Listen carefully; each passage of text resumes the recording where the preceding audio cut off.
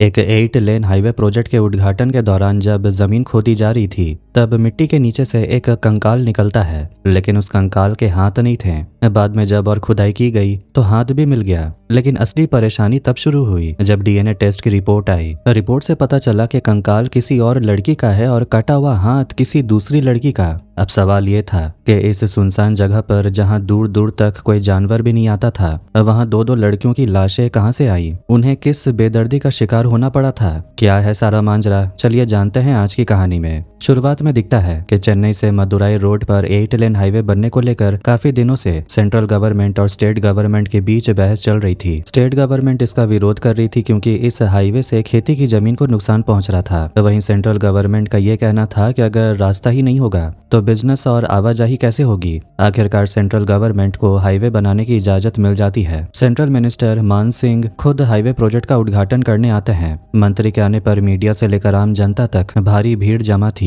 धार्मिक रीति रिवाज पूरी होने के बाद बुलडोजर से मिट्टी की खुदाई शुरू होती है, लेकिन पहली खुदाई में मिट्टी के साथ एक पुराना कंकाल बाहर आ जाता है। पल भर में ही सभी की खुशी डर और हैरानी में बदल जाती है। इसी के साथ न्यूज की हेडलाइन भी बदल जाती है। पूरा देश जब इस खबर को देखकर हैरान था, तब ऐसे मूसा राजा कोर्ट में पेशी के लिए गया हुआ था। मूसा ने दाढ़ी रखने के अधिकार को लेकर कोर्ट में एक रिट पिटीशन दायर की थी, जिसकी सुनवाई चल रही थी। जब कोर्ट में मूसा का केस आता है तो उसे आवाज दी जाती है, लेकिन कई बार बुलाने पर भी मूसा वहां नहीं मिलता। उधर जज के लंच का समय हो रहा था, इसीलिए वो सब्र खो रहा था। डिफेंस लॉयर जब मूसा को बाहर खोजने जाता है तो देखता है कि दोपहर के नमाज का वक्त होने की वजह से मूसा कोर्ट कैंपस के ही एक कोने में नमाज पढ़ रहा था। जज ये सुनकर चिढ़ जाता है और हियरिंग की नई डेट देकर चला जाता है। मूसा वापस पुलिस स्टेशन आता है और अपनी ड्यूटी खत्म करके क्वार्टर लौट जाता है। मूसा की पनिशमेंट पोस्टिंग एक दूर दराज के पदमबतूर पुलिस स्टेशन में हुई है। यहाँ सुविधाएं बहुत कम है और फंडिंग भी ठीक से नहीं मिलती। कई बार तो ऑफिशियल कामों के लिए भी मूसा को अपनी जेब से पैसे खर्च करने पड़ते हैं। इसके बावजूद वो 1 रुपया भी रिश्वत नहीं लेता।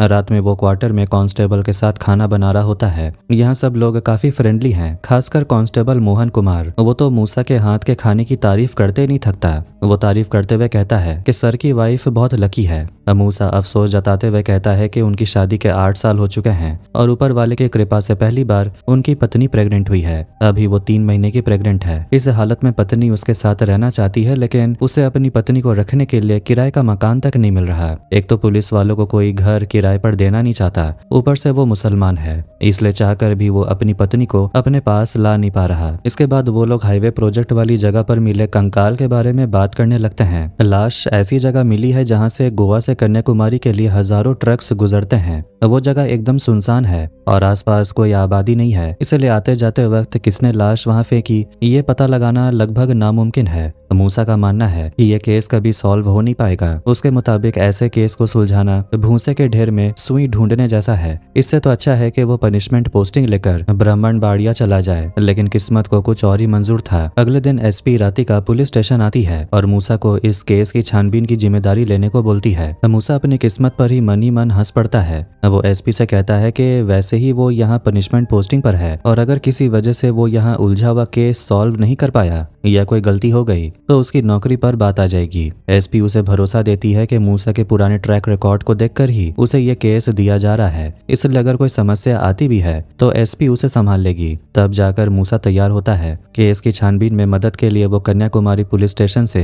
एसआई रामर को भी बुला लेता है। पुलिस ट्रेनिंग के दौरान दोनों बहुत अच्छे दोस्त हैं। रामर को केस के बारे में पता नहीं था, इसलिए वो सिर्फ 2 दिनों के कपड़े लेकर आया था। हाईवे वाले केस की बात सुनते ही उसका मुंह बन जाता है। उसके मुताबिक किसी बेवकूफ के अलावा कोई इस केस की जिम्मेदारी नहीं लेगा। रामर कहता है कि वो ये झमेला नहीं संभाल पाएगा और वो 2 दिन घूम फिर कर वापस चला जाएगा। मूसा तंज कसते हुए कहता है कि वेलुनी के केस को लेकर तू और विवेक 2 साल तक चक्कर काटते रहे और अब 2 दिन बर्दाश्त नहीं हो रहा। बात करते करते वो स्पॉट पर पहुंच जाते हैं। स्केलेटन मिलने के बाद से उस जगह को सील करके रखा गया था, जिसकी वजह से हाईवे का काम बंद है। स्पॉट का मुआयना करने के बाद वो हॉस्पिटल के फॉरेंसिक डिपार्टमेंट जाते हैं। फॉरेंसिक रिपोर्ट से पता चलता है कि स्केलेटन का एक हाथ गायब है। इसके अलावा डॉक्टर कोई खास जानकारी नहीं दे पाता। स्केलेटन की हालत इतनी खराब थी कि वो मेल है या फीमेल ये भी समझ नहीं आ रहा। फिर भी जब रामर ज्यादा सवाल पूछता है तो डॉक्टर चिढ़ जाते हैं। मूसा ध्यान देता है कि स्केलेटन पर कुछ लगा हुआ है। जब वो डॉक्टर के असिस्टेंट से इसके बारे में पूछता है तो वो बताता है कि ये इंसानी मल है।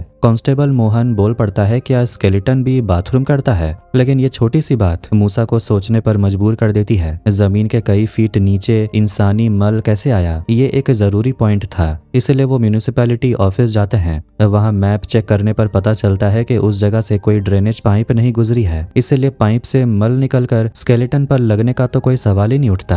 हाईवे के लिए तय की गई जमीन पहले खेती की जमीन थी, इसलिए सब रजिस्ट्रार ऑफिस जाकर वो जमीन के रिकॉर्ड्स निकालते हैं। इससे पता चलता है कि उस जमीन पर पहले फलों का बगीचा था और वहाँ एक मोटर रूम था। इसके अलावा पास ही में 22 फीट गहरा एक कुआं था, जिसे बाद में सेप्टिक टैंक में बदल दिया गया था। जिस जगह से स्केलेटन खोद कर निकाला गया था, ठीक वहीं पर वो सेप्टिक टैंक था। मूसा को लगता है कि अगर और खुदाई की जाए तो स्केलेटन का बाकी हिस्सा भी मिल जाएगा। वो एसपी को फोन करके इजाजत मांगता है और एसपी परमिशन दे देती है। रात भर खुदाई करने के बाद आखिरकार गायब हुआ हाथ मिल जाता है, लेकिन हाथ के कंकाल में लड़कों वाला एक ब्रेसलेट पहना हुआ था। ब्रेसलेट की फोटो लेकर वो एक ज्वेलरी शॉप जाते हैं। ज्वेलरी एक्सपर्ट बताता है कि हो सकता है कि किसी लोकल सोनार से इसे बनवा लिया गया हो। वैसे भी ये डिजाइन अब चलता नहीं, ये हाथ से बना हुआ है, जबकि आजकल सब मशीन से बनता है। वो आदमी उन्हें एक जगह का पता देकर वहाँ पता करने को बोलता है। वो वहाँ जाकर सोनारों से पूछते हैं। आखिरकार एक बूढ़ा सोनार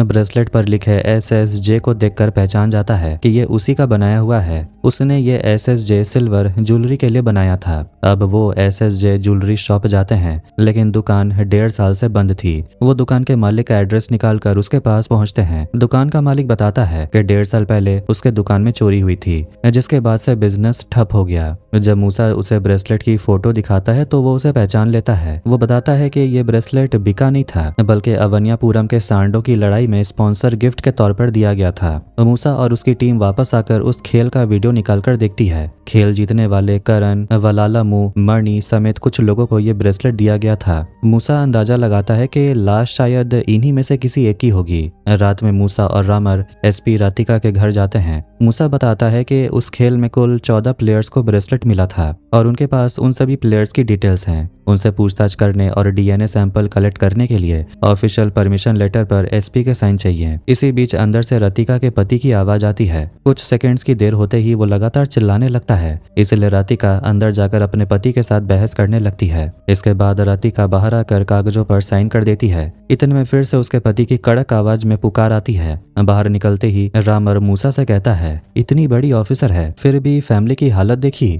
मूसा उसे ऐसी फालतू बातें करने से मना करता है। अगले दिन मूसा रामर और मोहन को प्लेयर्स के डीएनए सैंपल कलेक्ट करने भेज देता है। वो सबसे पहले एक प्लेयर के घर जाते हैं और देखते हैं कि वो जिंदा है, इसलिए रामर उसका सैंपल नहीं लेता। बाद में मोहन पूछता है कि उसने उस लड़के का सैंपल क्यों नहीं लिया। रामर समझाता है कि सैंपल इसीलिए चाहिए ताकि पता चल सके कि कंकाल किसका है। जब वो लड़का जिंदा है तो कंकाल उसका होगा ही नहीं ना, इसलिए सैंपल नहीं लिया। अब मोहन वेलुनी के केस का जिक्र करते हुए कहता है कि उसने अखबार में पढ़ा था कि वेलुनी प्रोस्टिट्यूशन में मारी गई थी। वो जानना चाहता है कि ये बात सच है या झूठ। रामर उसे डांटते हुए कहता है, क्या ये मुझसे पूछने जैसा सवाल है। डांट खाकर वो चुप हो जाता है। इसके बाद वो दूसरे प्लेयर की तलाश में निकलते हैं। वो एक प्लेयर गुना शेखरन के घर पहुंचते हैं, जहां उसके बूढ़े माता पिता मिलते हैं। गुना शेखरन के बारे में पूछने पर बूढ़ा बाप कहता है वो तो मर चुका है। ये सुनकर रामर को थोड़ी राहत मिलती है कि शायद कंकाल इसी का हो। वो पूछता है कि कब और कैसे मरा। बूढ़ा उठकर गुस्से में कहता है, जिस दिन वो लड़की को लेकर भागा था उसी दिन वो हमारे लिए मर चुका है। ये सुनकर रामर चिढ़ जाता है। वो पूछता है, लड़की लेकर भागा है फिर भी जिंदा तो है ना। बूढ़ा भड़क जाता और कहता है, वो हमारा बेटा है, हम उसे बुरा भला कहें या जो मर्जी बोलें, तुम कौन होते हो मेरे बेटे के बारे में बातें बोलने वाले। अब यहाँ से निकलो वरना मार डालूंगा। रामर और क्या बोलता, वहाँ से वो निकल जाता है। दिन भर अलग अलग घरों के चक्कर काटने के बाद वो वापस आकर मूसा को अपडेट देते हैं। उन्होंने 14 में से 12 लोगों से मुलाकात कर ली थी, बाकी 2 में से एक चेन्नई में है और दूसरे का घर बहुत दूर है। मूसा उनसे अलग दिन बाकी 2 की जानकारी लाने को बोलता है, लेकिन अगले दिन उन्हें निकलने से पहले ही मूसा के पास एसपी का फोन आता है। एसपी बताती है कि वो अब तक जो सोच रहे थे वो सब गलत है। स्केलेटन की डीएनए रिपोर्ट आ गई है। कंकाल किसी आदमी का नहीं बल्कि एक लड़की का है। और भी चौंकाने वाली बात यह है कि बाद में जो कटा हुआ हाथ मिला था उसका डीएनए अलग है, यानी कि कि वो हाथ किसी दूसरी लड़की का है। इसका मतलब स्पॉट में दो अलग अलग लड़कियों के कंकाल मिले हैं। डीएनए रिपोर्ट ने पूरे केस को घुमा दिया और मामला और उलझ गया। अब तक सवाल था कि ब्रेसलेट किसका है, लेकिन अब कई नए सवाल खड़े हो गए हैं। जबकि केस ने नया मोड़ ले लिया, इसलिए रामर और मोहन बाकी दो प्लेयर्स को खोजने के बजाय पुलिस स्टेशन में बैठकर गपशप मार रहे थे। मूसा ये देखकर गुस्सा हो जाता और कहता है, इस केस में कोई लापरवाही नहीं चलेगी, जांच पूरी करनी होगी। इसके बाद मूसा अकेले ही प्लेयर मणि के घर पूछताछ करने जाता है। वहां पहुंचकर देखता है कि घर पर कोई नहीं है, बस एक पड़ोस की बूढ़ी औरत आंगन में बैठी है। वो बताती है कि मणि अभी जेल में है। मणि की मां मानसिक रूप से बीमार है, इसीलिए उसका भाई उसे अपने साथ ले गया है और अब यही बूढ़ी औरत घर की देखभाल करती है। मूसा मणि की जानकारी लेने लोकल पुलिस स्टेशन जाता है। वहां का इंस्पेक्टर सेल्वम थोड़ा चालाक और बेपरवाह किस्म का इंसान था। उसे पुलिस स्टेशन में ड्यूटी करना पसंद नहीं है, इसीलिए वो चाय की दुकान पर ही बैठा रहता था। 6 महीने बाद वो रिटायर होने वाला है, इसीलिए किसी की बात नहीं सुनता। मूसा चाय की दुकान पर इंस्पेक्टर सेल्वम से मिलता है। जब मूसा मणि के बारे में पूछता है तो इंस्पेक्टर बताता है कि मणि मर्डर के इल्जाम में जेल में है। उस पर अपनी ही बहन और गर्लफ्रेंड का खून करने का आरोप है। हालांकि पुलिस को उनकी लाशें नहीं मिली, इसलिए केस अभी क्लोज्ड नहीं हुआ। मूसा पूछता है कि मर्डर की घटना कितने समय पहले की है। इंस्पेक्टर बताता है लगभग 2.5 साल पहले। ये सुनते ही मूसा के माथे पर फिर से चिंता की लकीरें आ जाती हैं, क्योंकि फॉरेंसिक रिपोर्ट के मुताबिक भी हाईवे पर मिली लाशों की मौत लगभग 2.5 साल पहले हुई थी और वो दोनों भी लड़कियां ही थी। मूसा तुरंत एसपी को फोन करके ये सारी बात बताता है। एसपी भी सोचती है कि जबकि कत्ल की टाइमिंग और जेंडर मतलब दोनों लड़कियां हैं आपस में मेल खा रहे हैं, तो हो सकता है कि वो दोनों कंकाल मणि की बहन और उसकी गर्लफ्रेंड की ही हो। लेकिन फिर भी एक सवाल बना रहता है, जहां कंकाल मिले हैं वो जगह मणि के इलाके से बहुत दूर है, तो लाशें छिपाने के लिए कोई इतनी दूर क्यों जाएगा। मूसा और इंस्पेक्टर सेल्वम में से किसी की समझ नहीं आ रही थी, इसीलिए मूसा मणि की डीएनए टेस्ट रिपोर्ट आने तक इंतजार करने की सलाह देता है। उधर मणि को सेंट्रल जेल में रखा गया है। उसका केस सबूतों की कमी की वजह से अटका हुआ है। हालांकि मणि के बारे में जितना सुनने को मिला, वो इतना बुरा लड़का है नहीं। गांव के दोस्तों के बीच उसका अच्छा उठना बैठना है और वो सांडों की लड़ाई में सबसे बेहतरीन खिलाड़ियों में से एक है। इसी सांडों की लड़ाई को देखकर नीलावती को मणि से प्यार हो जाता है। वीडियो देखकर वो मणि का फोन नंबर भी जुगाड़ लेती है। नीलावती अक्सर पहचान छिपाकर मणि को फोन किया करती थी। एक दिन मणि जब चारा खरीदने गया तो उसे 10 दिन का एक गाय का बछड़ा दिखा, जिसकी मां मर चुकी थी। मकान मालिक को भी शक था कि बछड़ा बचेगा या नहीं। मणि को बछड़े पर इतनी दया आती है कि वो उसे घर ले आता है और उसकी देखभाल शुरू कर देता है। इसी बीच नीलावती उसे फोन करती है और दोनों मिलने का फैसला करते हैं। अगले दिन तय जगह पर मणि बनकर संवर कर पहुंच जाता है। नीलावती अपनी सहेलियों के साथ आई थी। वो सामने आने में शर्मा रही थी, इसलिए मणि को साइड में ले जाती है। हालांकि उस दिन दोनों ज्यादा बात नहीं कर पाते और शर्म के मारे जल्दी बात खत्म कर देते हैं। अगले दिन बछड़ा बीमार हो जाता है, जिससे मणि परेशान हो जाता है। तब नीलावती उसे घरेलू नुस्खा बताती है। इसे इस्तेमाल करने के बाद बछड़ा सच में ठीक हो जाता है। बस बछड़े के ठीक होने की इस खुशी में मणि को नीलावती से सच्चा प्यार हो जाता है। अब ऐसा सीधा साधा लड़का मर्डर कर सकता है, ये बात गले उतरना मुश्किल थी। खैर मणि जेल में सोया हुआ था। पुलिस वाले आकर उसे गाली देकर उठाते हैं और उसका डीएनए सैंपल ले लेते हैं। मूसा एसपी ऑफिस में बैठा था। तभी फॉरेंसिक डॉक्टर का असिस्टेंट एसपी राधिका को फोन करके बताता है कि जो 2 कंकाल मिले हैं उनमें से एक का डीएनए मणि से मैच हो रहा है। डीएनए रिपोर्ट के मुताबिक वो लड़की मणि की बहन है। ये सुनते ही एसपी मान लेती है कि अगर एक मणि की बहन है तो दूसरी जाहिर तौर पर उसकी गर्लफ्रेंड नीलावती ही होगी। हालांकि उन्हें अभी तक फाइनल रिपोर्ट नहीं मिली थी, क्योंकि मेन डॉक्टर बीमार होकर आईसीयू में भर्ती था। वो ठीक होकर लैब लौटेगा और क्रॉस चेक करेगा, तभी फाइनल रिपोर्ट पर साइन होंगे। लेकिन एसपी से सब्र नहीं हो रहा था। वो असिस्टेंट से पूछती है क्या रिपोर्ट 100% सही है। रिपोर्ट पूरी तरह सही सुनते ही एसपी प्रेस कॉन्फ्रेंस करके मणि को गुनहगार घोषित करने का फैसला ले लेती है। मूसा डॉक्टर की फाइनल रिपोर्ट आने तक रुकने को बोलता है, लेकिन इस केस से स्टेट और सेंट्रल गवर्नमेंट जुड़ी हुई थी, इसलिए मामला जल्द से जल्द बंद करना जरूरी था। एसपी अपने फैसले पर अड़ी रहती है और मूसा को छुट्टी लेकर कुछ दिनों के लिए अपनी पत्नी के पास जाने को बोलती है। पत्नी के पास जाने से पहले मूसा एक अच्छा घर किराए पर तय कर लेता है और लौटते वक्त अपनी पत्नी को भी साथ ले आता है। ड्यूटी ज्वाइन करने के बाद वो लॉयर को लेकर जज के पास जाता है। वो जज को समझाता है कि मुसलमानों के लिए दाढ़ी रखना क्यों जरूरी है, जज उसकी बात से सहमत होकर मूसा को कानूनी तौर पर दाढ़ी रखने की इजाजत दे देते हैं। उसी दिन मणि के मर्डर केस का भी फैसला आता है। पुलिस की चार्जशीट के मुताबिक मणि का अपनी गर्लफ्रेंड नीलावती और बहन वेबना के कत्ल का सीधा लिंक था, इसलिए कोर्ट सबूतों के आधार पर मणि को उम्र कैद की सजा सुना देती है। लेकिन मूसा को अंदर से लग रहा था कि फैसला सुनाने में बहुत जल्दबाजी की गई है। कोर्ट कैंपस में मणि और उसकी मां का रोना बिलखना देखकर मूसा को और भी बुरा लगता है। कोर्ट में सजा सुनाते वक्त मणि ने जरा सा भी विरोध नहीं किया था, लेकिन अगले ही दिन उसने खुद को खत्म करने की कोशिश की।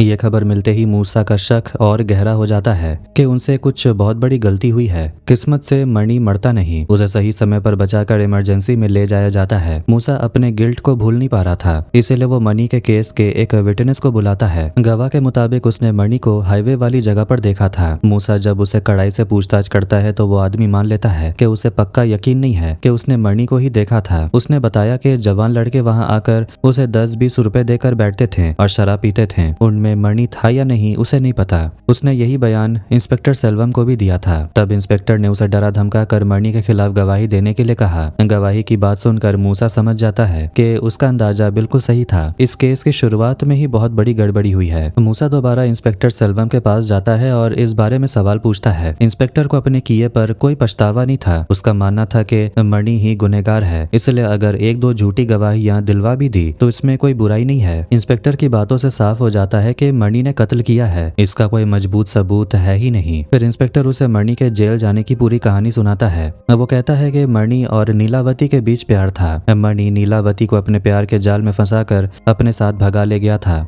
बाद में नीलावती के पिता और भाई मामला सुलझाने गए। नीलावती भी घर लौटना चाहती थी, लेकिन मणि ने उसे रोक दिया था और कहा कि वो 2 दिन बाद अपनी बहन के साथ नीलावती को घर भेज देगा। 2 दिन बाद नीलावती के पिता और भाई इंस्पेक्टर सेल्वम के पास आते हैं और बताते हैं कि नीलावती गायब है। जब वो मणि के पास गए तो मणि ने साफ मुकरते हुए कहा उसने तो नीलावती को घर भेज दिया था। नीलावती की घर ना पहुंचने की खबर सुनकर मणि खुद उसे खोजने निकल पड़ा। तब तक पुलिस को पता चला कि निकलने से पहले नीलावती और मणि के बीच बहुत जोरदार झगड़ा हुआ था, इसलिए पुलिस को शक हुआ कि मणि नीलावती को ढूंढने के बहाने उसकी लाश ठिकाने लगाने गया था और मणि ही गुनहगार है। इसका सबसे बड़ा सबूत यह था कि उसने कोर्ट में एक बार भी खुद को बेगुनाह साबित करने की कोशिश नहीं की। इंस्पेक्टर से बात करके मूसा समझ जाता है कि वो अपनी ही दुनिया में मस्त है और उससे बात करने का कोई फायदा नहीं है, लेकिन इस केस में कई कमियां हैं, ये साफ हो चुका था। खैर, मूसा अब रामर को लेकर हॉस्पिटल जाता है। वहां मणि की भी मां आई हुई थी। मणि की मां से पूछताछ करने पर पता चलता है कि मणि कत्ल करने जैसा लड़का नहीं है, उसे फंसाया गया है। मूसा पूछता है कि उस दिन नीलावती को छोड़ने कौन गया था।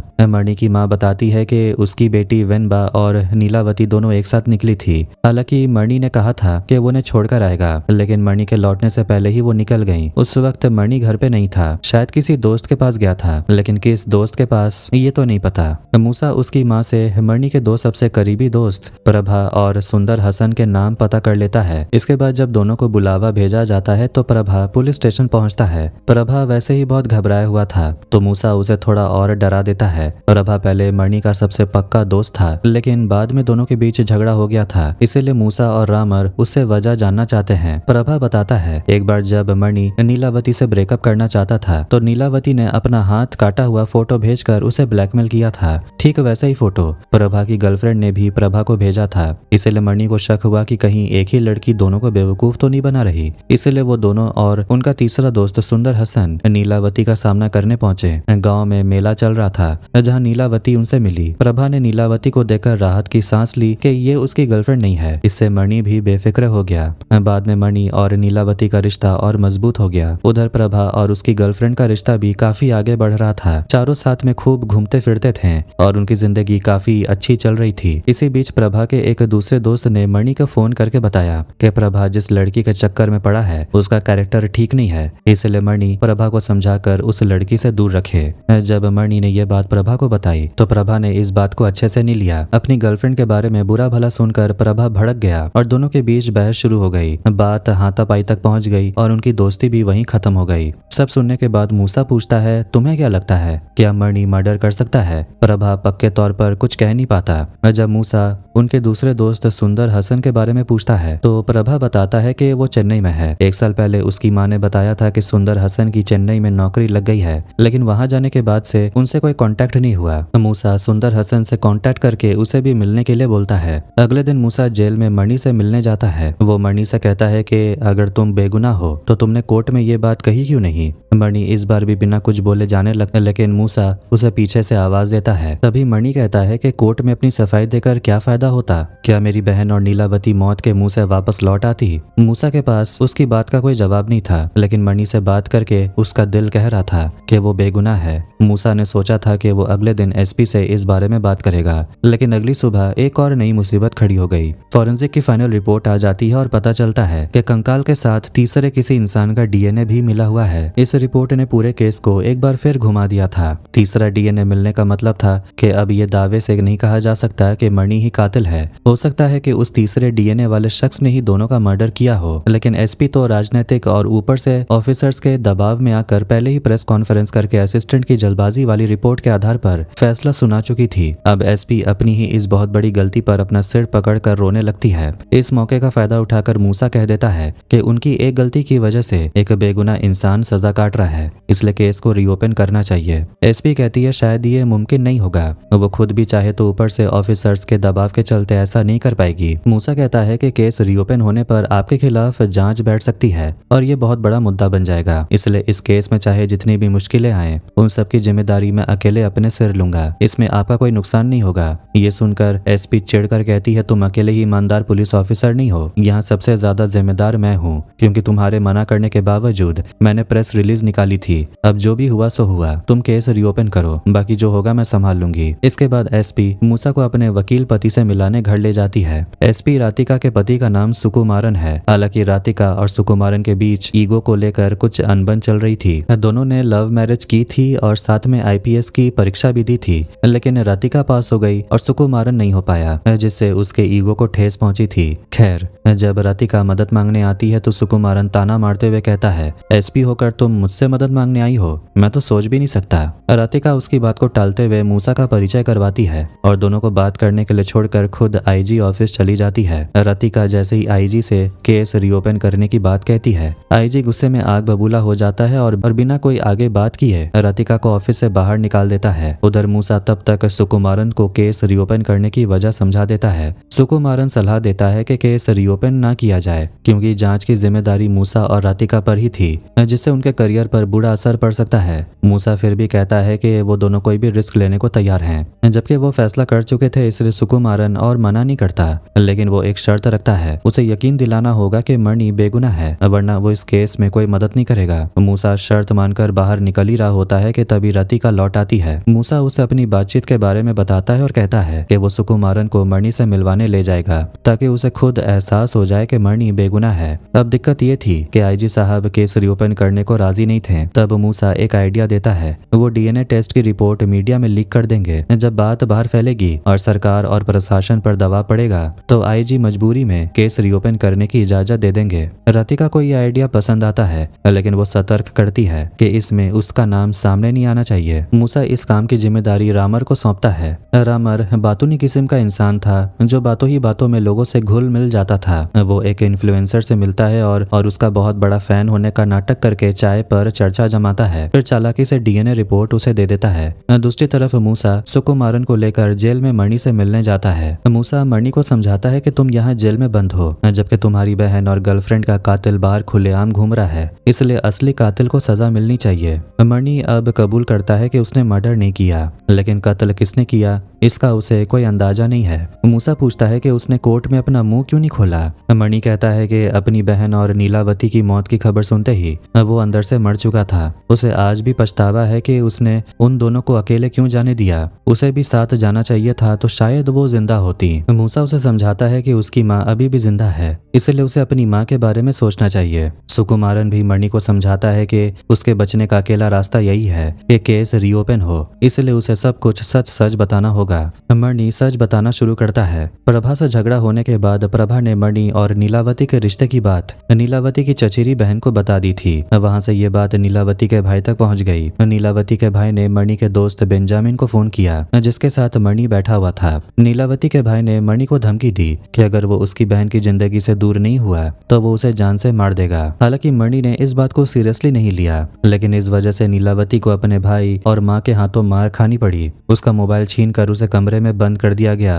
रात में जब सब सो गए तो नीलावती किसी तरह मोबाइल का इंतजाम करके मणि को फोन करती है और पूरी बात बताती है। वो मणि के साथ भाग जाना चाहती थी, इसलिए हालात देखकर मणि भी राजी हो जाता है और उसी रात उसे घर से बाहर से उठाकर अपने घर ले आता है। अगले दिन नीलावती के पिता और भाई कुछ लोगों को लेकर मणि के घर पहुंचते हैं। भाई भड़का हुआ था लेकिन पिता काफी शांत थे। वो अंदर आकर मणि से आराम से बात करते हैं कि अगर उनकी बेटी इस तरह भागकर शादी करेगी तो समाज में उनकी इज्जत चली जाएगी। इसलिए वो मणि से गुजारिश करते हैं कि वो नीलावती को घर भेज दे। वो खुद पूरे रीति रिवाज से उनकी शादी मणि से करवाएंगे। मणि को उन पर यकीन नहीं हो रहा था तो पिता ने कहा कि तुम नीलावती से बात करके फैसला लो।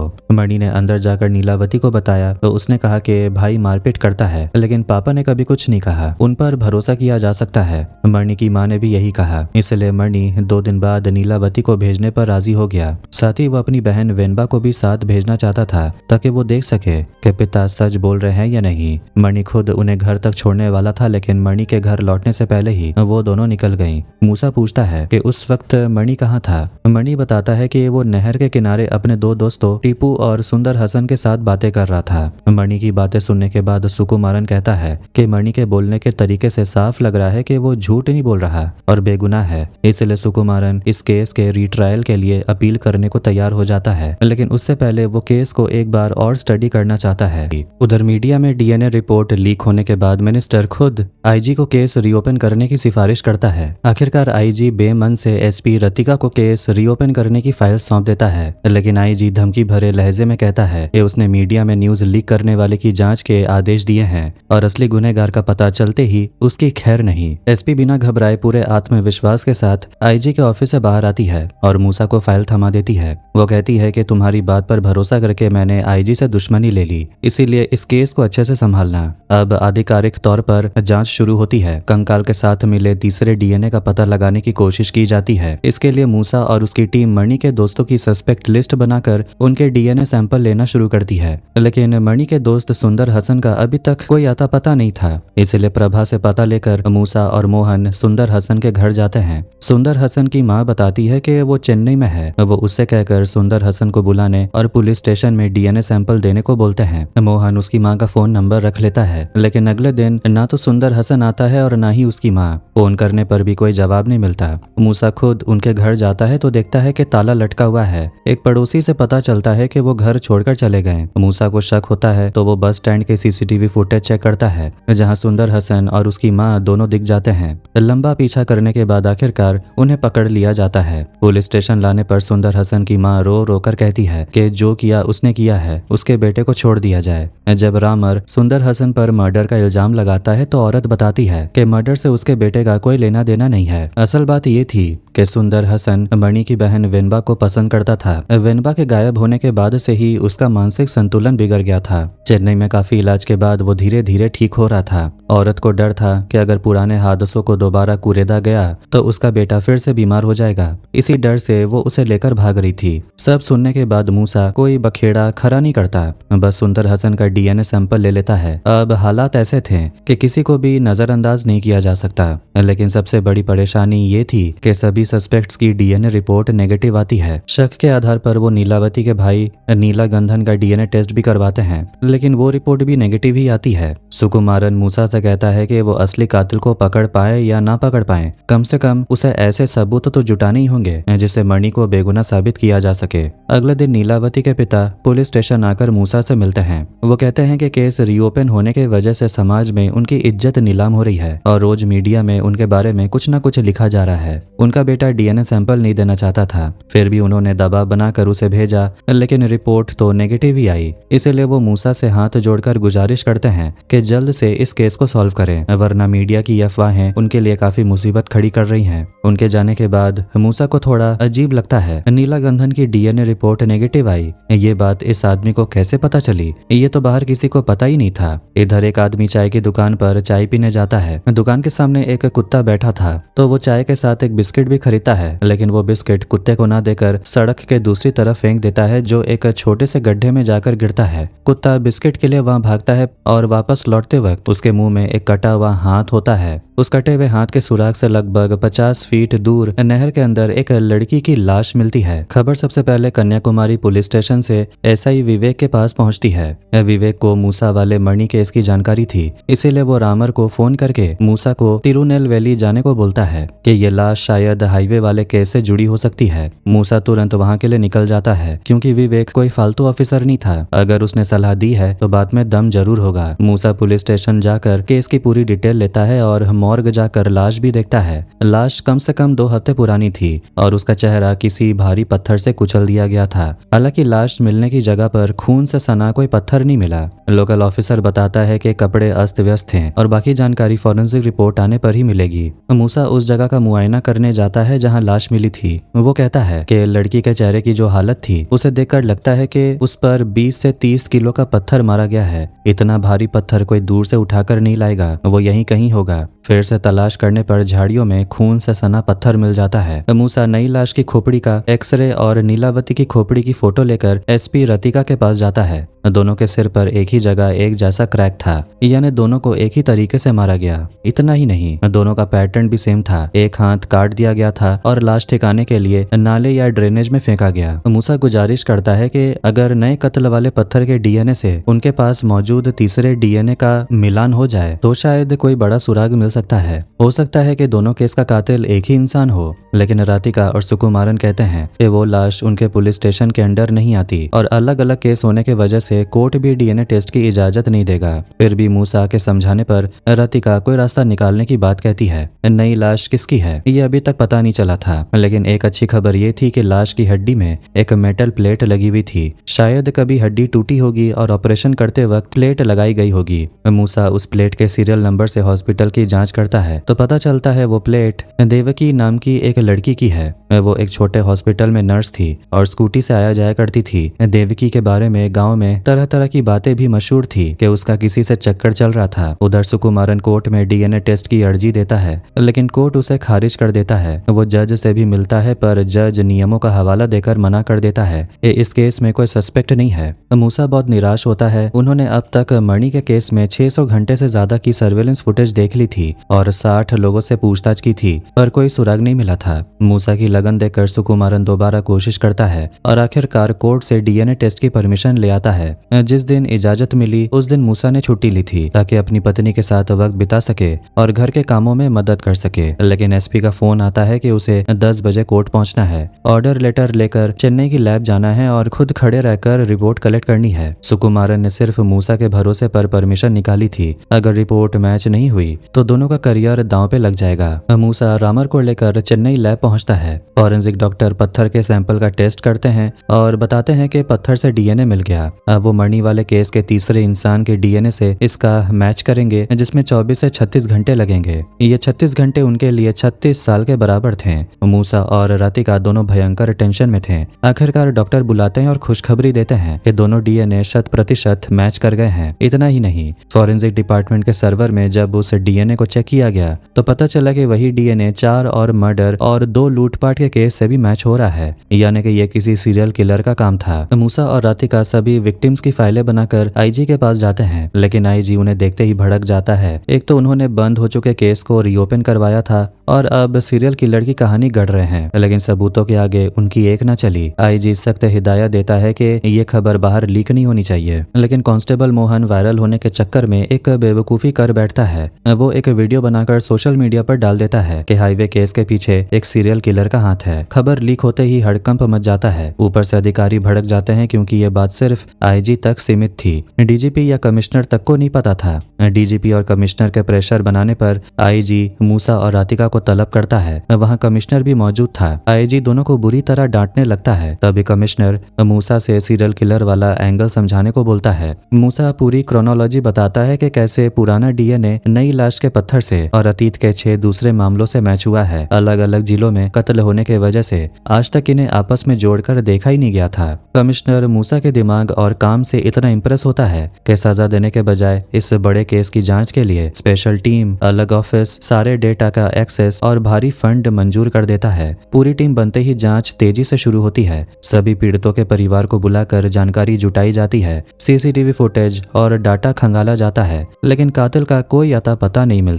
जिन पुराने केसों में पुलिस ने कुछ लोगों को गिरफ्तार किया था वो भी इस सीरियल किलिंग में शामिल नहीं थे। आमतौर पर सीरियल किलर्स का एक फिक्स्ड पैटर्न होता है, लेकिन ये सीरियल किलर बेहद अजीब और अलग तरीके से काम कर रहा था, जिससे उसे ट्रैक करना नामुमकिन जैसा हो रहा था। इसी बीच अखबार का मालिक सेतु, जो काफी दिनों से शांत बैठा था, मोहन का वीडियो वायरल होते ही जलन के मारे फिर से चाल चलने की फिराक में लग जाता है। एक बिना सब्सक्राइबर वाले यूट्यूब चैनल का वीडियो वायरल हो गया और हर तरफ उसी की चर्चा होने लगी। ये बात न्यूज़पेपर के मालिक सेतु रहमान को बिल्कुल पसंद नहीं आई। उसने जिंदगी भर अखबारों में कंट्रोवर्सी फैलाकर ही सुर्खियां बटोरी थी, इसलिए इस बार भी उसने एक उल्टी खबर ही छाप दी। अपनी खबर में उसने सीरियल किलर को हीरो और पुलिस को विलन बना दिया, यानी पुलिस सीरियल किलर को पकड़ नहीं पा रही है। ये उनकी सबसे बड़ी नाकामी है। अगले दिन अखबार में हेडलाइन छपी, क्या पुलिस किसी भूत को ढूंढ रही है या किसी भूल को। उधर पुलिस डीएनए प्रोफाइल के आधार पर सस्पेक्ट का एक डिजिटल चेहरा तैयार करती है। मूसा इस चेहरे और डीएनए सैंपल को सभी पुलिस स्टेशन में भेजने का आदेश देता है ताकि किसी से मेल खाने पर पूछताछ की जा सके।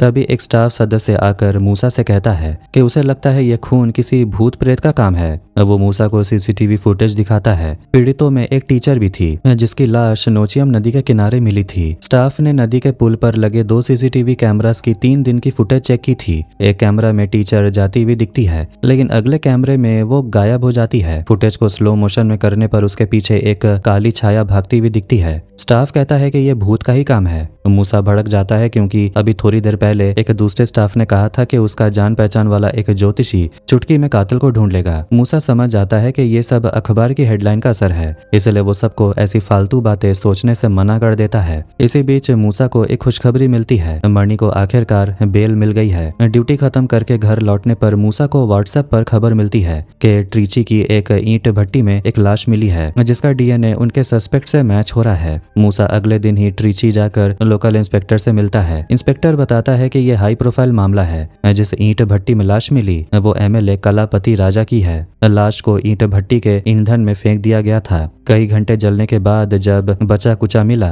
तो डीएनए टेस्ट में वो सीरियल किलर के डीएनए से मैच कर गए। ये सुनकर मूसा चौंक जाता है। क्या केस आखिरकार सॉल्व होने वाला है? लेकिन कहानी में फिर नया मोड़ आता है। इंस्पेक्टर जली हुई लाश दिखाते हुए कहता है कि सीरियल किलर के डीएनए के हिसाब से लाश किसी पुरुष की होनी चाहिए थी, लेकिन जिस इंसान की ये लाश है वो एक औरत है। मूसा का दिमाग घूम जाता है। मूसा सीधे फॉरेंसिक डॉक्टर के पास जाता है। रिपोर्ट देखकर डॉक्टर भी हैरान रह जाते हैं क्योंकि मेडिकल साइंस के हिसाब से ऐसा होना नामुमकिन है। तभी एसपी रतिका का फोन आता है। वो बताती है कि आईजी और कमिश्नर ने उसे बुलाकर पूछा था कि क्या ट्रांसजेंडर होने पर डीएनए बदल सकता है। डॉक्टर साफ करते हैं कि कोई पुरुष या महिला अगर ट्रांसजेंडर बन भी जाए तब भी जन्म के समय का असली जेंडर ही डीएनए में दिखेगा। रतिका पूछती है कि अगर किसी ने जेंडर चेंज सर्जरी करवाई हो तो। डॉक्टर बताता है कि उस सिचुएशन में उसके पास ओवरीज नहीं होंगे, जबकि इस जली हुई लाश की रिपोर्ट में ओवरीज मौजूद हैं। फिर भी सही नतीजा निकालने के लिए डॉक्टर खुद मूसा के साथ लाश देखने जाता है। बुरी तरह जलने के बावजूद शुरुआती जांच में डॉक्टर कंफर्म करते हैं कि ये एक औरत की ही लाश है। वो लैब में गहराई से जांच करने के लिए कुछ सैंपल ले लेते हैं।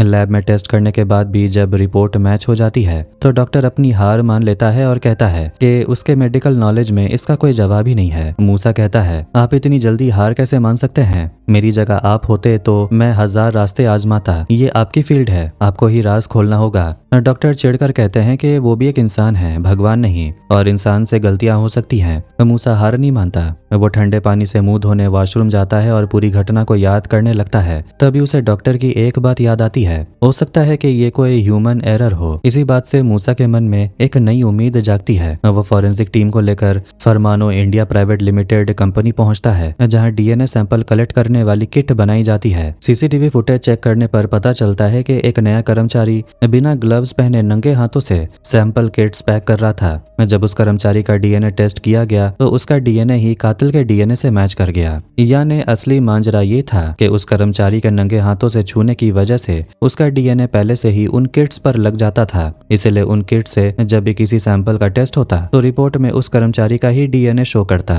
इसका मतलब अब तक सीरियल किलर मानकर जितनी भी जांच की गई थी सब पूरी तरह बेकार हो चुकी थी। इतनी बड़ी गड़बड़ी को संभालना बहुत मुश्किल था। मूसा जब एसपी रतिका को ये बताता है तो वो भी हक्की बक्की रह जाती है, लेकिन सच छुपाया नहीं जा सकता था। रतिका आईजी और कमिश्नर को पूरी बात बताती है। इसके बाद पुलिस ऑफिसर प्रेस कॉन्फ्रेंस करके सार्वजनिक रूप से अपनी गलती स्वीकार करते हैं। हालांकि कमिश्नर काफी समझदार इंसान था। उसने माना कि पुलिस से गलती जरूर हुई, लेकिन इतने कॉम्प्लेक्स ह्यूमन एरर को खुद ढूंढ निकालना भी एक बहुत बड़ी कामयाबी है। प्रेस कॉन्फ्रेंस के बाद जाते जाते आईजी रतिका को चेतावनी देता है कि इस गलती की बड़ी कीमत चुकानी पड़ेगी। रतिका मूसा से कहती है, तुम्हें निराश होने की जरूरत नहीं है, जो भी होगा मैं देख लूंगी। लेकिन जिस लॉजिक से मणि को बेगुनाह मानकर जमानत दी गई वो लॉजिक तो खत्म हो गया। तो क्या तुम्हें अभी भी लगता है कि मणि बेगुनाह है? मूसा के पास उस वक्त कोई जवाब नहीं था। शाम को मूसा मणि से मिलने जाता है और बताता है कि केस में अब कोई सीरियल किलर का एंगल नहीं है, इसलिए उस पर फिर से शक की सुई घूम गई है। तभी मूसा देखता है कि प्रभा वहां आ रहा है और वो मणि के साथ बहुत दोस्ताना व्यवहार कर रहा था। मूसा को तुरंत शक हो जाता है क्योंकि प्रभा ने पहले कहा था कि गर्लफ्रेंड वाले झगड़े के बाद से उसकी मणि से बातचीत बंद थी। जेल के विजिटर रजिस्टर्ड को चेक करने पर पता चलता है कि प्रभा जेल में भी मणि से मिलने आया था। शाम को मूसा और रामर प्रभा के घर पहुंचकर कड़ाई से पूछताछ करते हैं। प्रभा डरकर बताता है कि उसने झगड़ा सुलझा लिया है और उसने कोई अपराध नहीं किया है, बल्कि उसे लगता है कि मणि और सुंदर हसन पुलिस से कुछ छुपा रहे हैं। अगले दिन पुलिस सुंदर हसन और मणि दोनों को उठाकर ले आती है। पुलिस सुंदर हसन को उल्टा लटकाकर पीटना शुरू कर देती है। मणि फिर भी चुप था। मूसा मणि से कहता है, जब तुम्हें सजा सुनाई जा रही थी तब तुम चुप रहे, जेल में पूछा तब भी मुंह नहीं खोला, और कल जब मैंने कहा कि तुम दोबारा जेल जा सकते हो तब भी तुम चुपचाप जेल जाने को तैयार हो गए। आखिर किस राज को छुपाने के लिए तुम इतने महान बन रहे हो? मणि के मुंह से फिर भी कुछ नहीं निकला, लेकिन 3rd डिग्री टॉर्चर के डर से सुंदर हसन सब कुछ कबूल करने के लिए चिल्लाने लगता है। मणि उसे रोकने की कोशिश करता है पर पुलिस मणि को पकड़ लेती है और सुंदर हसन को बोलने का मौका देती है। सुंदर हसन रोते हुए सब सच बताना शुरू करता है। वो मणि की बहन वेनबा को पसंद करता था और हमेशा उसके पीछे पीछे घूमता रहता था। वेनबा हमेशा अपनी सहेली पूर्णी के साथ ही रहती थी। सुंदर हसन जब भी साइकिल की घंटी बजाता वेनबा डर कर खिड़की बंद कर लेती थी, लेकिन एक दिन जब उसने देखा कि खिड़की खुली है तो वो पास गया। खिड़की के अंदर का नजारा देखकर उसके होश उड़ गए। अंदर पूर्णी और वेनबा दोनों इंटीमेट हो रहे थे। अब ये देखकर सुंदर हसन घृणा और गुस्से में वहां से चला जाता है, लेकिन उन दोनों को उसके होने का पता चल गया था। वेनबा बहुत डर जाती है कि अगर सुंदर हसन ने मणि को सब बता दिया तो मणि उसे मार ही डालेगा, लेकिन पूर्णी उसे दिलासा देती है कि वो वेनबा का कुछ नुकसान नहीं होने देगी। रात में दोनों प्लान बनाती हैं कि बात फैलने से पहले ही वो कल भाग जाएंगी। अब जबकि यह समाज होमोसेक्सुअलिटी को अपराध मानता है, इसलिए उनके इस रिश्ते को कोई स्वीकार नहीं करेगा। वेनबा भागने के लिए बैग वगैरह सब तैयार कर लेती है, लेकिन मुसीबत तब खड़ी होती है जब उसी रात मणि नीलावती को भगाकर घर ले आता है। इससे वेनबा का भागना मुश्किल हो जाता है। फिर भी अगले दिन सुबह वो बैग लेकर धीरे से घर से निकल रही होती है। जैसे ही वो चौखट पर कदम रखती है, घर पर नीलावती के पिता और भाई लोगों को लेकर आ धमकते हैं। इस वजह से वेनबा के भागने का मौका हाथ से निकल जाता है। वो अपने आंसू पोंछकर किसी तरह खुद को संभालती है। उसकी मुसीबत तब और बढ़ जाती है जब मणि नीलावती के पिता से समझौता कर लेता है और कहता है कि वो 2 दिन बाद नीलावती को घर भेज देगा और साथ में अपनी बहन वेनबा को भी भेजेगा। फिर भी दोपहर में मौका मिलते ही वेनबा तय की गई जगह पर पहुंचती है, लेकिन वहां पूर्णी नहीं थी। वो निराश होकर घर लौट आती है और उदास होकर खुद को खत्म करने की कोशिश करती है। तभी उसके पास नीलावती आती है। पूर्णी नीलावती से दूरी बना रही थी, इसलिए नीलावती को लग रहा था कि शायद घर में उसे कोई पसंद नहीं कर रहा है, लेकिन जाने से पहले उसकी नजर वेनबा के हाथ से निकलते खून पर पड़ती है। नीलावती जब मणि को बुलाने लगती है तो वेनबा उसे रोक देती है। नीलावती समझ जाती है कि वेनबा किसी प्यार के चक्कर में फंसी है, शायद किसी के साथ भागने का प्लान था और और प्रेमी ने धोखा दे दिया। वो वेनबा को अपना दुख बांटने के लिए मनाती है। आखिरकार वेनबा को अपना दर्द बयां करने का मौका मिलता है और वो नीलावती को सब सच बता देती है। वेनबा का किसी लड़की के साथ चक्कर है। ये सुनकर नीलावती हैरान रह जाती है, लेकिन हालात को देखते हुए वो बात को पचा लेती है। वेनबा को चिंता थी कि वो सही समय पर नहीं पहुंच पाई तो कहीं पूर्णी ये ना समझ बैठे कि उसने धोखा दिया है। 2 दिन से पूर्णी की कोई खबर ही नहीं थी, इसीलिए वेनबा को डर था कि उसने कुछ उल्टा सीधा ना कर लिया हो। नीलावती उसे शांत करती है और संभालने का भरोसा देती है, पर वेनबा शांत नहीं होती क्योंकि उसने जो कांड किया था उसे संभालना तो दूर, उसका खुद का भाई भी कभी बर्दाश्त नहीं करता, इसलिए उसका मर जाना ही बेहतर है। नीलावती समझाती है कि पहले वो पूर्णी का पता लगाएंगी। अगर पूर्णी जिंदा हुई और वेनबा मर गई तो बात और बिगड़ जाएगी। ये कहकर वो वेनबा को फिलहाल हॉस्पिटल ले जाती है। उधर मणि को नीलावती के भाई से वेनबा की सच्चाई का पता चलता है। ये सुनते ही वो गुस्से में आग बबूला होकर घर लौटता है। वो वेनबा से कुछ न कहकर सीधे आंगन में नीलावती के पास जाता है और उसे पूछताछ करता है। नीलावती के भाई ने कहा था कि उसने ये बात नीलावती से सुनी है। मणि को लगता है कि ये भाई बहन उसकी बहन को बदनाम कर रहे हैं, इसलिए वो नीलावती पर हमलावर हो जाता है। तभी वेनबा सामने आकर कबूल कर लेती है कि मणि ने जो सुना है सब सच है। अगर इस जुर्म के लिए उसका भाई उसे मारना चाहता है तो मार डाले। बहन की बात सुनकर मणि हक्का बक्का रह जाता है, लेकिन अपनी बहन के आंसू देखकर उसका दिल पिघल जाता है और वो वेनबा को कुछ नहीं कहता। मणि उदास होकर बाहर बैठा था, तभी नीलावती उसके पास आती है। वो बताती है कि वेनबा हॉस्पिटल नहीं जाना चाहती थी और न ही मणि से कुछ कहना चाहती थी, इसलिए नीलावती धर्म संकट में पड़ गई थी। उसने प्रभा से मदद लेने का सोचा था,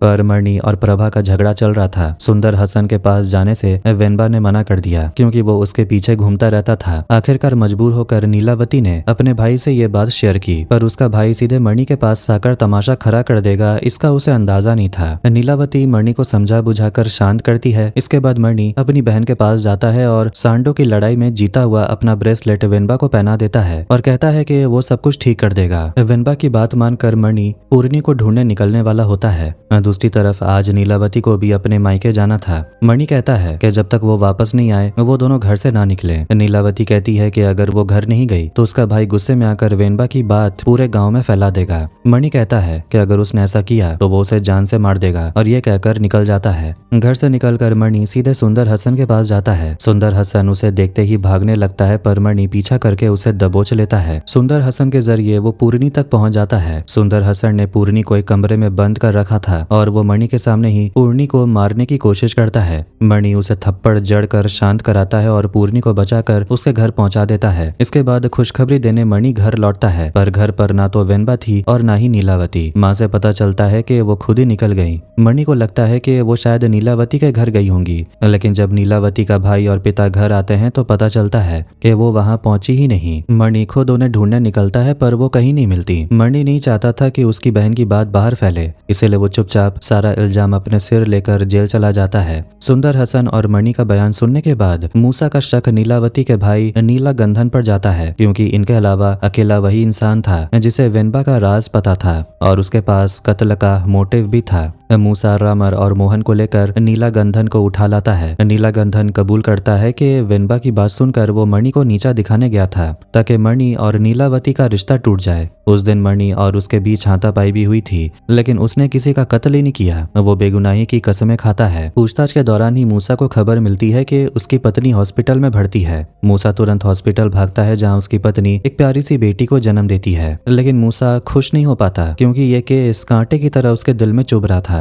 जब तक केस सुलझ नहीं जाता उसे चैन नहीं मिलने वाला था। अगले कुछ दिन मूसा के भारी तनाव में बीतते हैं। एक दिन एसपी रतिका उसे फोन करके बताती है कि उसका ट्रांसफर वेलोर कर दिया गया है। सजा के तौर पर उसे फील्ड से हटाकर पुलिस एकेडमी में पोस्टिंग दी गई है। मूसा उससे माफी मांगता है क्योंकि उसी पर भरोसा करके राधिका ने अपने करियर का रिस्क लिया था। राधिका कहती है कि इन सब बातों के बारे में सोचने की जरूरत नहीं है, उसके पास अभी भी 1 हफ्ते का समय है, इसलिए इस 1 हफ्ते में जितना हो सके वो इस केस में मदद करना चाहती है। राधिका बताती है कि उसने कल एक फॉरेंसिक एंथ्रोपोलॉजिस्ट से बात की है। उसने कंकाल का एनालिसिस करके बताया कि मर्डर किसी दरांती से किया गया है। अगर मर्डर वेपन उसके पास ले जाएं तो वो केस का रुख मोड़ सकता है। अब मूसा सभी सस्पेक्ट के घर में मर्डर वेपन ढूंढने का फैसला करता है। हालांकि कातिल इतना बड़ी बेवकूफी तो नहीं करेगा, फिर भी हाथ पर हाथ रखकर बैठने से अच्छा है कि कोशिश की जाए। वो सबसे पहले सुंदर हसन के घर में दाखिल होते हैं। पूरा घर छान मारने के बाद भी कुछ नहीं मिलता, लेकिन दीवार पर टंगी एक तस्वीर देखकर मूसा की उत्सुकता बढ़ जाती है। उन्होंने सस्पेक्ट में डीएनए प्रोफाइल से जो डिजिटल चेहरा बनाया था, उस चेहरे से तस्वीर वाले एक आदमी का चेहरा बिल्कुल मेल खा रहा था। मूसा सुंदर हसन को बुलाकर पूछता है, ये कौन है? सुंदर हसन बताता है कि ये उसके मामा कनप्पा हैं। अब कनप्पा को बुलावा भेजा जाता है, हालांकि उसे वजह नहीं बताई गई थी। जैसे ही कनप्पा घर में कदम रखता है, मूसा उसे हालचाल पूछता है। मूसा को देखते ही कनप्पा मांजरा समझ जाता है और लुंगी उठाकर भागने लगता है, लेकिन पुलिस ने पहले ही घेराबंदी कर रखी थी, इसीलिए कनप्पा पकड़ा जाता है। मूसा जानता था कि कनप्पा से कड़ाई किए बिना सच निकलवाना आसान नहीं है, इसलिए वो सुंदर हसन को टॉर्चर करने का नाटक करता है। सुंदर हसन की माँ अपने बेटे से बहुत प्यार करती थी, इसलिए बेटे को दर्द में देखकर वो सह नहीं पाती और सब कुछ कबूल करने को तैयार हो जाती है। सुंदर हसन की माँ रोते हुए बताती है कि सुंदर की पूरी दुनिया उसकी माँ ही थी। वो किसी से ज्यादा बात नहीं करता था, लेकिन अपनी माँ से हर बात शेयर करता था। फिर उसकी जिंदगी में वेनबा की एंट्री हुई। सुंदर हसन वेनबा से प्यार करता था, लेकिन वेनबा और पूर्णी का वो नजारा देखने के बाद उसकी दुनिया उजड़ गई। वो जीते जी लाश बन गया। माँ चाहती थी कि उसके बेटे की शादी किसी ऐसी लड़की से हो जो उसे संभाल कर रखे, पर वेनबा वैसी लड़की नहीं थी। इसलिए माँ ने वेनबा को रास्ते से हटाने का फैसला कर लिया ताकि वो अपने बेटे की शादी किसी अच्छी लड़के से करवा सके। इस काम के लिए उसने अपने भाई कनप्पा को बुलाया और वेनबा से मिलने गई। उसने वेनबा के सामने रोने धोने और पैर पकड़ने का नाटक किया ताकि वेनबा एक बार सुंदर हसन से मिलकर उसे समझा दे। वेनबा को लगा कि माँ की उम्र की औरत उसके पैरों में पड़ रही है तो उसकी बात माननी चाहिए। उसने अंदर जाकर ये बात नीलावती को बताई।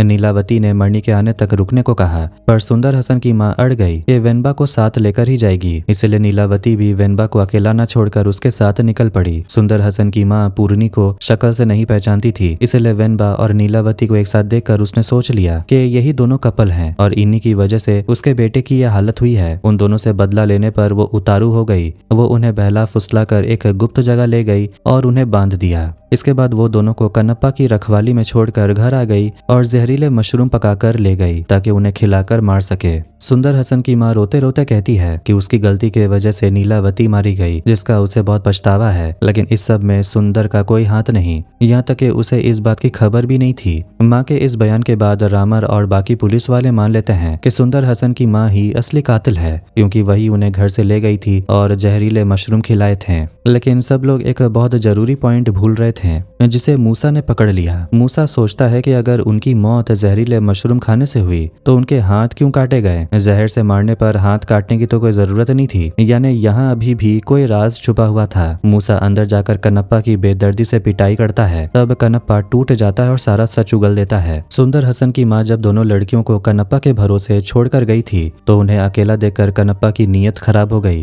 हालांकि तब उसने सिर्फ उन्हें डराया धमकाया। बाद में सुंदर की माँ जहरीले मशरूम बनाकर ले आई और उन्हें कैसे खिलाना है ये समझाकर चली गई। लेकिन बाद में सुंदर की माँ को पता चला कि नीलावती का कोई कसूर नहीं है, इसलिए उसने कनप्पा को फोन करके कहा कि दोनों में से एक लड़की बेकसूर है, इसलिए वो उन्हें जहर ना दे। लेकिन कनप्पा की नीयत खराब हो चुकी थी। उसने अपनी बहन से झूठ बोल दिया कि उसने पहले ही उन्हें जहर दे दिया है और वो मर चुकी हैं और वो लाशें ठिकाने लगा देगा। इसके बाद उसने अपनी गंदी हवस पूरी की और फिर दोनों को बेरहमी से मार डाला। कत्ल की बात याद करने के बाद भी कनप्पा के मन में जरा सा भी पछतावा नहीं था। वो बेशर्मों की तरह हंस रहा था। अपने प्यार के साथ हुई इस हैवानियत को सुनकर सुंदर का खून खौल उठता है। उसने एक नुकीली पिन उठाई और अपने मामा कनप्पा पर दनादन वार करके उसे मार डाला। इसी खौफनाक सीन के साथ ये सीरीज यहीं पर खत्म हो जाती है। मूसा घर लौटकर आखिरकार बेफिक्र होकर अपनी बेटी को गोद में ले लेता है, लेकिन इस भयानक केस का ट्रॉमा उसकी दिमाग से नहीं निकलता और वो अपनी बेटी को गोद में लिए फूट फूट कर रो पड़ता है। इस सीरीज में भी यही बात दिखाई गई है। एक इंसान को अच्छा इंसान बनने में पूरी जिंदगी लग जाती है, लेकिन मन का जानवर कभी कभी एक पल में जाग उठता है। हर इंसान के अंदर एक खूंखार जानवर छुपा होता है, फर्क सिर्फ समय का है। इसीलिए अपने अंदर के जानवर को कभी जागने ना दें,